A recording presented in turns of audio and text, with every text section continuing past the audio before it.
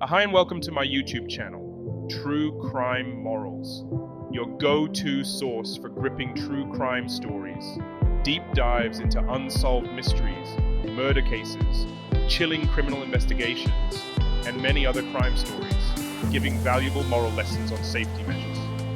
Each week we explore the dark and twisted world of real-life crimes, from notorious serial killers to cold cases that have haunted investigators for decades. With in-depth crime analysis, detailed timelines, and expert commentary, we bring you the facts behind the headlines. Hit the subscribe button to stay updated with all our grueling true crime stories. Today, we will listen and dissect this grueling story of how a young man killed his entire family for his own selfish gain, the love of money. Let's delve in. The silence of the Van Breda home was shattered by the faint sound of a heavy object hitting the floor, followed by a low, guttural scream. It wasn't a sound that would have drawn attention in a quiet, affluent neighborhood, except for one chilling detail. It came from inside the home of a family found gruesomely murdered, with the only survivor making a claim so bizarre it would leave the authorities baffled for years. Henri van Breda appeared to be the perfect young man from a wealthy, well-respected family. But behind the doors of their luxurious Stellenbosch estate, a storm was brewing. Henri, the youngest son of the Van Breda family, had long been the subject of whispered conversations. It wasn't until the morning of January 27, 2015, that the horrifying reality would unfold. Henri dialed emergency services, his voice trembling, stating that he had survived a brutal attack by an unknown intruder. His mother, father, and older brother were dead, and his younger sister, Rihanna, was left critically injured. The soft, rhythmic drip of blood echoed in the dimly lit room as the bodies lay sprawled, lifeless and butchered, an unsettling silence settling over the once vibrant family home.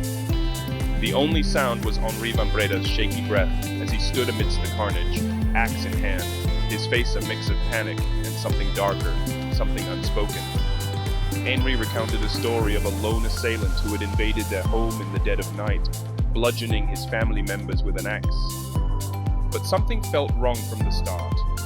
Despite the tragic scene, there were too many inconsistencies in Henri's story, and the police were going to find out. But something felt wrong from the start. Despite the tragic scene, there were too many inconsistencies in Henri's story, and the police were going to find out. But something felt wrong from the start. Despite the tragic scene, there were too many inconsistencies in Henri's story, and the police were going to find out. Henri van Breda was born into privilege, the youngest child in a family of wealth and status. His father, Martin, was a successful businessman, his mother, Teresa, a devoted homemaker, his older brother, Rudy, the pride of the family, and his younger sister, Marley, a vibrant and cheerful girl. Together, they formed the picture of affluence, living in a gated estate in Stellenbosch, South Africa, where luxury was a way of life. But behind the facade of perfection, Henri was a troubled young man. His academic career was faltering, his relationships strained, and his dependence on drugs growing. A sense of inadequacy and resentment brewed beneath his calm exterior, a pressure cooker waiting to explode. The police investigation revealed that Henri's injuries were superficial at best. His story of an intruder didn't add up, and there was no sign of forced entry into the home. The detectives were immediately suspicious, and what followed was a slow, grueling investigation that would unravel a series of chilling truths. Henri van Breda's background revealed cracks long before the murders. Growing up in an affluent family in South Africa, he was the product of a privileged life, expensive schools, vacations, and a future that seemed assured. Yet beneath this facade, Henri struggled with his own mental health. Depression and anxiety had plagued him for years, and he had been prescribed medication to cope with these issues. But none of this would have mattered if Henri hadn't made a decision that would destroy everything. On that night, as the rest of his family slept, Henri armed himself with an axe. He began with his father, blasting him with a violent blow to the head before turning the weapon on his mother and brother. His sister, Rihanna, was also targeted but managed to survive, though gravely injured. Henri, having completed his grisly task, staged the scene to resemble a home invasion gone wrong. For years, Henri managed to keep up the illusion of a victim, his family's brutal deaths hanging like a dark cloud over the investigation. He seemed genuinely distraught in the aftermath, pleading for justice, but the inconsistencies in his story gnawed at the investigators. Despite the mounting suspicion, he continued to evade capture, moving to Australia and building a life for himself far from the scene of the crime. It wasn't until 2017 that Henri's dark secret was finally exposed. The police, armed with new evidence and a fresh examination of the case, were able to piece together the truth. The police discovered how the events unfolded in the early hours of January 27, 2015. The Van Breda family was asleep when Henri, armed with a heavy axe, entered his parents' bedroom. Blood sprayed across the room, painting the walls and bedding. Rudy, hearing the commotion, rushed to his parents' room but was met with the same brutality. Henri swung the axe with chilling precision, leaving his brother's lifeless body crumpled in the doorway. Only Marley, his teenage sister, put up a fight. She screamed and clawed at him, but Henri's fury overpowered her. He struck her repeatedly, leaving her critically injured but alive. Henri called emergency services hours after the murders, speaking in a strangely calm tone. He claimed that an intruder had broken in and attacked his family while he miraculously escaped unharmed. But as the investigation deepened, Henri's story began to crack.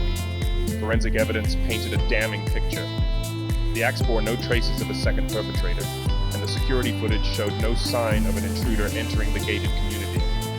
Blood spatter analysis revealed that Henri had been in close proximity to his family during the attacks, his clothes stained with evidence he could not explain away.